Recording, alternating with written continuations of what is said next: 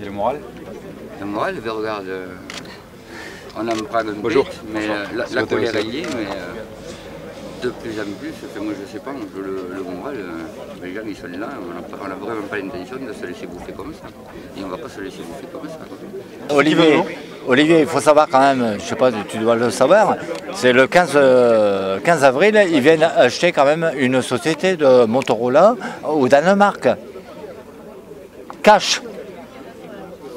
Le 15 avril, là. Oui, c'est ce qu'on disait tout à l'heure, ils investissent plus, ils font plus de recherche et développement. Alors, ils vont grappiller, et eux, dans 4 ans ou dans 5 ans, ils seront pareils, ils seront à la rue comme nous. Ils ont du cash flow, ils achètent la société. Ils achètent la société, ils vont prendre le brevet, et voilà. Les brevets, ils chopent les clients, ils expurgent autant qu'ils peuvent, et une fois qu'ils l'ont bien expurgé, ils cherchent une autre opportunité. La récupération de l'usine par les salariés, c'est une hypothèse.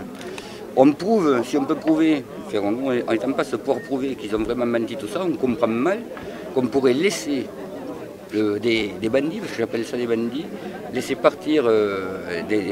des bandits partir avec notre matériel, notre création, notre intelligence, notre savoir-faire, et nous retrouver à la rue, et juste pour avoir de la monnaie. C'est bien d'avoir de la monnaie, mais ça ne fait pas notre avenir, quoi. Les deux dirigeants de Molex qui ont été séquestrés parlaient à la presse ce matin, retenus, pardon. Parler de prise d'otages criminels. Ouh là là.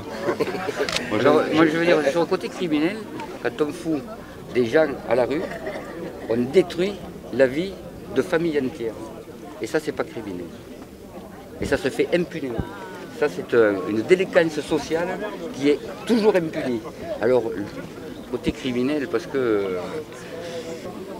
une dizaine d'heures qui ne se sont pas passées normalement.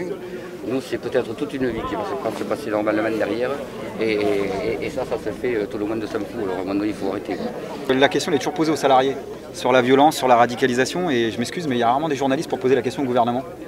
Le degré de violence qu'ils utilisent depuis des mois et des mois, la violence verbale, la violence tout court pour les salariés de Renault Sandouville qui s'étaient quand même mangé les CRS à l'intérieur du site parce qu'ils n'étaient pas d'accord pour que Nicolas Sarkozy fasse son énième numéro devant les salariés. Donc la violence, il n'y a que ça de la part des employeurs et de l'État depuis des mois et des mois.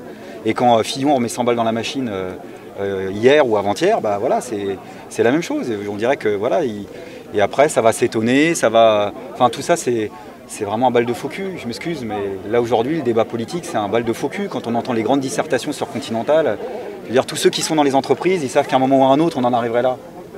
Je veux dire, ce qui va se passer à terme s'ils continuent à faire ça, c'est ce qui s'est passé dans les quartiers en 2005.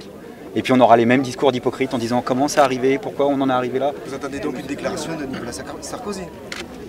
Non, des déclarations pas, c'est surtout qu'il passe aux actes. C'est surtout les actes. C'est quand même grave comme ça, parce que partout où il passe, l'emploi il ne repousse pas. J'étais aux États généraux au mois de janvier à l'automobile. La première chose que Guns a dit, vous nous enlevez, j'allais dire, la taxe professionnelle, on va redevenir compétitif. Je crois que c'est 5 jours après, Sarkozy, hop, il a annoncé ça. Voilà. Et quand il y a des millions de salariés dans la rue qui demandent une revalorisation de leur salaire, là, il est sourd, il n'entend pas. Tu veux dire qu'il est du côté des patrons?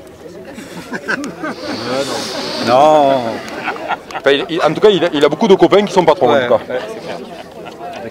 Les organisations syndicales remercient Olivier Besancenot d'être venu nous soutenir. Alors, je vais lui passer le micro, il va pouvoir vous dire quelques mots. D'abord, bonjour à toutes et à tous ceux que j'ai pas vus encore. Je ne vais pas faire de longs discours, je ne suis pas là pour ça, puis ça sera un peu décalé. Vous connaissez mieux que moi toutes les bonnes raisons que vous avez de vous mobiliser. Le sens de ma présence, qu'on est en train de discuter à quelques-uns, moi j'ai pas le bras long ni vis-à-vis des autorités politiques, ni vis-à-vis des employeurs, ça se serait.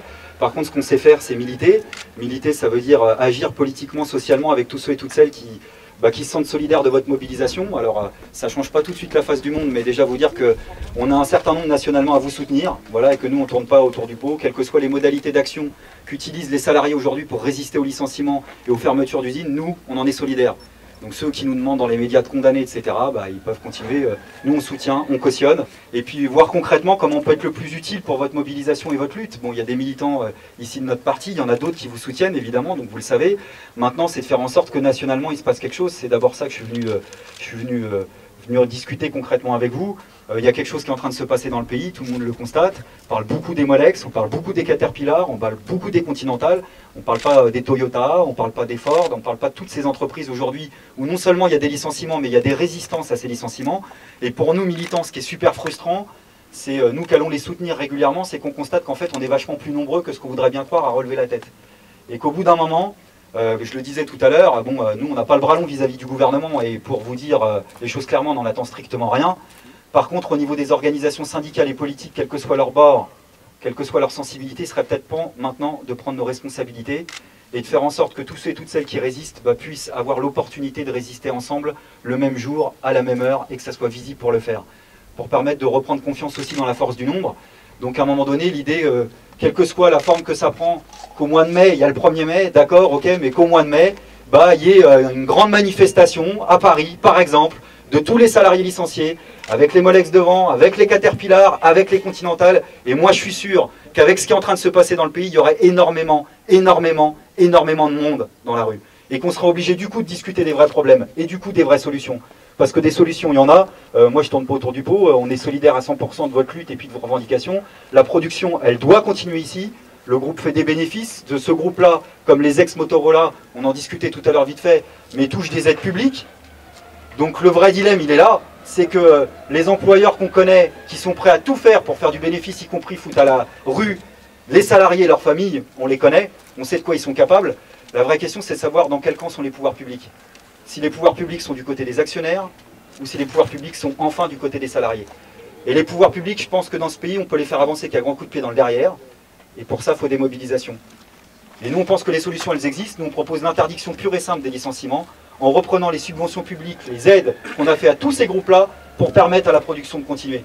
Mais il y a aussi des mobilisations victorieuses, et je terminerai là-dessus, parce qu'on n'apporte pas que des mauvaises nouvelles. En tant que militants, il y a ceux de Rencas dans l'Indre, qui ont fait 2 semaines de grève totale sur leur site.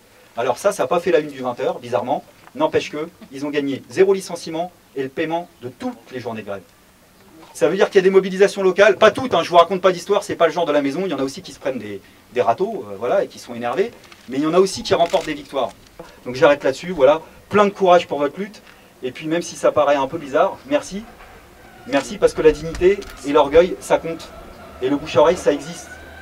Et qu'il y ait des salariés dans ce pays qui disent, voilà, on redresse la tête, on ne sait pas si on gagnera, mais de toute façon, on va lutter parce qu'on est simplement dans notre bon droit, ça parle au cœur de tout le monde. Y compris des salariés qu'on est, parce que nous, on n'est pas des politiciens professionnels. Et vous n'êtes pas les seuls dans ce cas-là. Et l'orgueil et la dignité, c'est un ressort qui n'est peut-être pas comptable, mais ça peut jouer des tours, y compris aux plus puissants. Donc merci à vous et plein de courage. Merci. Voilà. Merci.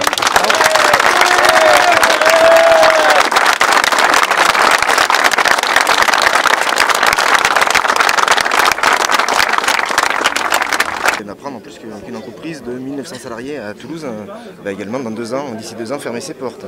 Oui, c'est Frisquet, l'ancien Motorola. Là, c'est un gros choc aussi, d'autant que c'est effectivement comme Molex, une entreprise qui a reçu énormément de subventions publiques et qui annonce maintenant qu'elle va fermer. Bon, je sais que ce matin, il y avait beaucoup de colère devant l'entreprise et que les salariés étaient réunis devant. Donc là aussi, il va falloir se pencher sur la question. Ce n'est pas une entreprise non plus qui est déficitaire.